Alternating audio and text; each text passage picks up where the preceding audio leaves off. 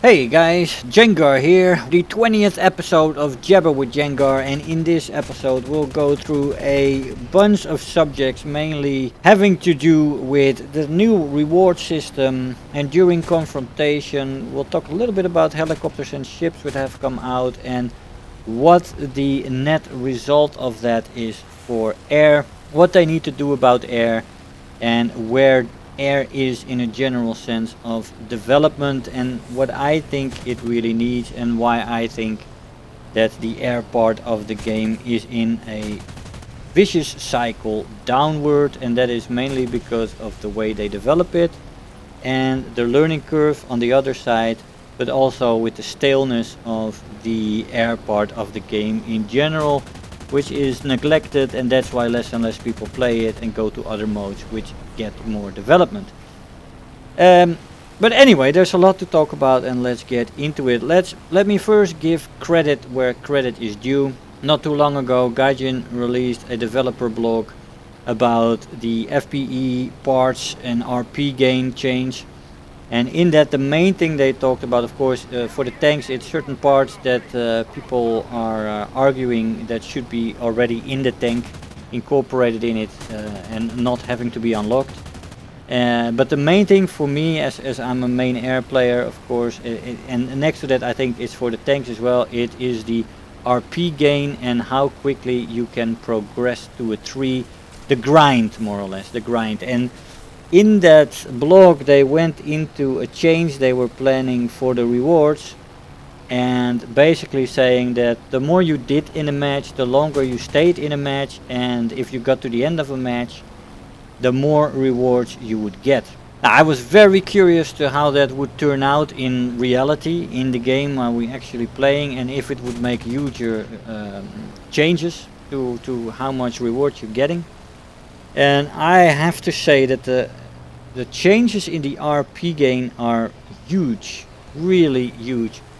Where before this patch I would get sometimes for a 4 or 5 kill match 3000 RP, sometimes 4000. You are now getting 8000, 9000, 10,000 RP for a good match. Stay to the end, stay in. So really surviving in a match, playing smart, using your brains, you know, not going gung-ho and crash your plane after dropping a few bombs. Staying in a match and playing the correct way, as in which real pilots would have played as well, namely staying alive, which is the main thing, right? For a real fighter pilot or a real bomber pilot, you want to stay alive, you and your crew, to get back home, or you and your buddies in the other planes in the fighter wing all getting home. That's the main purpose.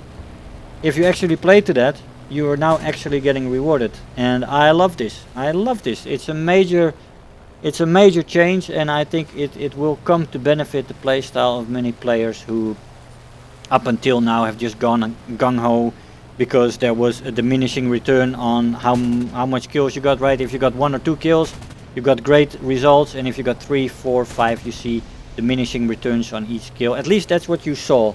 Now you're getting great rewards, the RP gain is magnificent, and the Silver Lion gain is also noticeably better, I have to say. I'm getting regularly 90,000, 100,000 Silver Lions again per match as well. Sometimes 75,000, depending on which rank you are flying in. But overall, I have to give Gaijin credit. This change is fantastic. Keep it in. This is the right way to go, Gaijin. People will progress further, will get a further sense of accomplishment. They're doing something, and they will not get stuck in the grind that much. It will still take a long time because there's huge amount of things to grind in this game, but this is a major change towards the better, let's say. Absolutely. Now, the last few patches have contained not so many aircraft, not so much stuff for air. The patch 1.81 was helicopters, we got 2 planes, and this last patch were ships, Masters of the Seas, and you know, most of the ships out of CBT and Bridge in closed beta test. That's 1.83. We also got 2 planes. And that's a lot of time without a major air change. And although I think these changes are nice in a broader sense, you know, there's a lot of people liking helicopters coming into tanks, if you play that, that's reinvigorating your enthusiasm to play. Probably there's people coming in for the helicopters alone, there's people coming in for the ships, and that's all well and good, but for an air player like me, and I mean with the time I have right now, there's really no way for me to really focus on another mode. I'm really struggling for playtime with my son and all that jazz. But if you are all air, and I also have the thing next to the time that I have, it's also that I love air. It's my passion. You know, I made aircraft models when I was a child. I've told this before in Jabber with Jengars. I wanted to be a fighter pilot for the F-16. Did a test day for the Air Force. Got to the last 4 of my first test day with from 64 people. Last 4, we did an eye test. I failed that. And I could go home after that. Only one girl went through actually there. But but anyway, aircraft were always my passion. I can play that in this game, it's fantastic. So I will always put most of my time in the airplanes. And where does it leave us? All these helicopters, all these tanks, all these ships. It leaves us in a very strange place. There are several things about air that have been very stagnant. The regular air rotation. I play a lot of Air RB, but I used to play AB. AB is also stagnant with the game modes and the way it's played, although there's a little bit more diversity in the maps and the goals of certain maps, and that is good. And SB I've never played at all, but I believe it's also pretty stagnant from what it has been for a long time now. The only thing that's changing a bit is enduring confrontation. The last confrontation we saw was with no markers.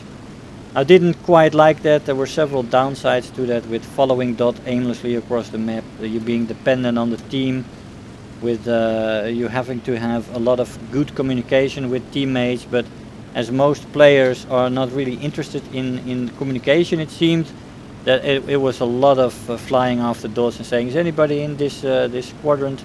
No, okay, not hearing anything, flying after a dot and then finding out it's an ally. I don't like the no marker thing. I think that's for SB. I also fucked up my eyes with that, but but that's another matter. Staring at silhouettes from 2 kilometers out. I just don't like it. It's not my thing. It should be in SB for me, and having RB enduring confrontation just be with markers, and just make it more interesting with stuff that's actually happening on the map. Seems more the way to go for me, but anyway, they're trying things there, and that is good. What they have to start trying things now is in the regular match rotation, and they have been a little bit. There have been a few new maps that have different mechanics. We have those maps with 4 bases and 2 airfields, and I have noticed in those maps that if your 2 air bases are destroyed, the map doesn't end. You can continue on towards the victory and go after the enemy planes, and that is also a good development, that different maps will have different victory conditions. I like all those developments, but I don't think still that it is enough. They have to continue with those maps, and they have to overhaul the old maps. And in the end, I think what for me would be best in Air RB would be that they go to a multiple vehicle setup for Air RB. Almost every other mode in the game has a lineup. Ground RB and AB and stuff like that, you have a lineup with different tanks. If you go combined mixed arms in ground, then you have airplanes and tanks. Also a different setup with all kinds of stuff you can put into your lineups. AB has lineups. SB doesn't, but RB doesn't either, but I think we could go to that. I mean, even Enduring Confrontation has a lineup. I think that would be good in the general rotation as well. If you make the maps more interesting with all kinds of little events going on which you can go to and do some stuff with, then you can, for example, have a mandatory setup with 1 bomber, 1 attacker and 1 fighter. And then you have 3 lives basically for those 3 kinds of vehicles, and you could use them for different kind of parts in all maps. That would actually be fun. It would give you a battle rating to work with a little bit. It would give you incentive to actually play different kinds of vehicles and get good at them. And it would make you think more tactically about the game. From what would I start with? What do I want to do next? Stuff like that. And I think if we go to that, they could do a lot with events in the match itself, and also make the matches itself feel more alive, more engaged, not just this going back and forth with the airfield, the wind conditions, get the bases, and then go for the airfield or kill the whole enemy team, which is basically what fighters are focusing on in the RB gameplay right now. And if you think about that 3 vehicle lineup for Air RB, then you can think in all the ideas you can have about victory conditions, about regaining ticket conditions, about different vehicle columns, about trains, about factories, all kinds of stuff you can think about. You just have to look at a few war documentaries, and you can already have a few ideas. But the player base is full of ideas, and these could then be implemented with this 3 vehicle lineup. We could have an Air RB that is completely different, feels completely different, and will be much more engaging. Now the games will be longer, but I believe that more people will start playing it again, because it's actually fun. I think part of the stagnation in Air RB is due to the lack of development, and a lot of changes and fun things they're doing with other game modes, like tanks, like ships, like helicopters. A lot of attention is going in there. People start to play that, and less people over the years play Air RB, for example, or air in general. And I think that can change by developing the air part of the game more and more. In the end, for example, naval is more of a niche than the airplane loving community, I think. So I think in the end, if they develop air more again, we will also see a revitalization of the air game in War Thunder, and more people start playing the different modes again, and actually having more and more fun there again. And I mean, I still find my fun, I still find my things to do in this general setup, but I believe for a revitalization of this game mode, that should actually be very good if they start to develop it in this way. And I'm perfectly happy to give my feedback to Gaijin. They have a Discord now where we can give feedback, so maybe I will start talking to them a little bit, and hopefully some of this stuff will get fed back to the developers, because the Air RB part of this game, but I also should include Air AB and Air SB, should get a major overhaul. And after the helicopter patch and the ship patch, I mean, I really need an air patch. If I speak for myself, 4 planes over the last 2 patches, it's a bit light. It's a bit light for air, and I really hope that they focus on the air part of the game in the next patch. And I would love to see a major air game change patch for 1.85.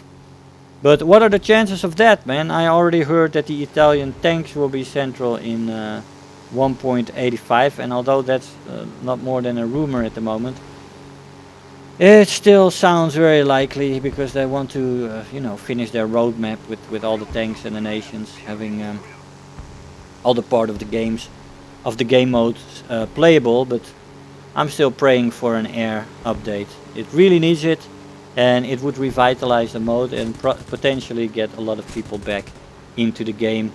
And I think next to tanks, air could still be the biggest part of this game, as there's a lot of people who love planes. But yeah, there's a lot of people burned out on the way this game plays, because it hasn't changed in years. And well, hopefully they will go into that. There is a few other things that have happened lately. For example, the War Thunder birthday. There's a lot of discounts and gifts right now. Perfect opportunity to get some modifications. Everything is 50% off. The different aircraft or different premiums are 50% off as well. So make sure to spend your money wisely if you do intend to spend money. And make sure you don't make any misbuys. So do watch some premium reviews. I have a lot of them, of course, but there's plenty of other people who also have them. Get yourself well informed on the different planes that you can get. Maybe you want to buy tanks, you gotta find another channel then, but spend your money wisely. There's a lot of good stuff to make your buying economically viable right now. 50% is a lot of difference. Anyway guys, let me know what you think about my thoughts about the air part of the game. I think it really needs to have some input fairly quickly as well, because there's already been 2 patches where air has been completely neglected in now, and if they have a third one with 2 airplanes, I'm gonna scream. Well, mainly against the wall here, and I'll review those planes, but I mean, bloody hell, there's still a lot of to do for me anyway. I have a long to-do list, but I absolutely need some new content. I feel neglected as an air pilot in War Thunder. Anyway guys, I hope you enjoyed the video. I want to thank you all for watching, and I'll see you guys next time. Bye bye. If you're new here, make sure to hit the subscribe button, become part of this community. If you are already a subscriber, don't forget to like the video, do leave me a comment, and if you really feel like helping out today, make sure to share the video with your friends and let them know about the channel.